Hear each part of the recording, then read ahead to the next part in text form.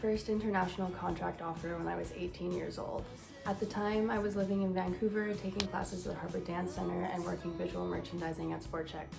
One day I'd just come home from work and my agency calls. Hey, do you want to go to Mexico for the summer? Of course I said yes, and I got an apartment with 3 other girls from Canada. It was my first time traveling alone and I cried practically the whole plane ride, and again when I found myself trying to navigate my layover in Mexico City with broken Spanish. Once I settled in, it became the best summer of my life. And just before I left, my agency called me again. Hey, you booked New York Fashion Week.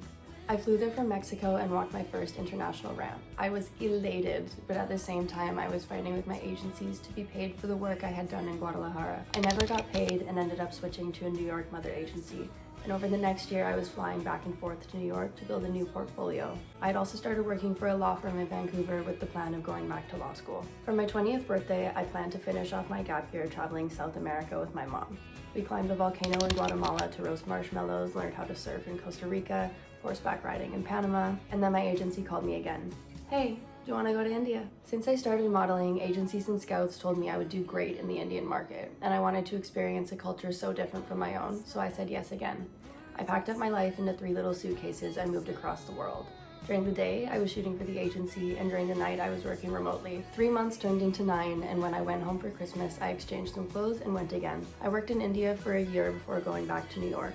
I shot some magazine covers, celebrated the 4th of July in Seattle, went to an MLB game, and quit my job with the law firm so I could go back a 3rd time.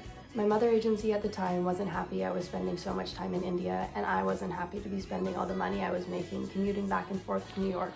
So I changed agencies again, and one day they called me. Hey, I have a contract in Egypt for you. I spent that summer in Egypt shooting for resorts in Alexandria and high fashion concepts in Cairo.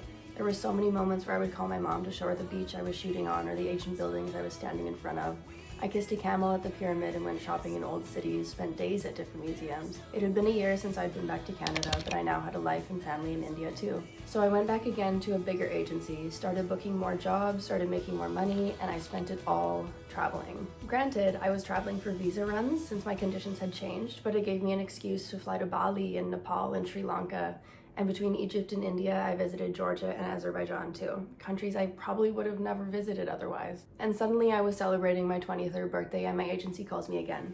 Hey, how about China? The visa process was complex and the rush of the plans caused stress in my personal life. I got more and more homesick and I was running out of time on my visa. I wasn't ready to go home. I wasn't ready to give up this life abroad I had just spent 3 years building, but something had to give.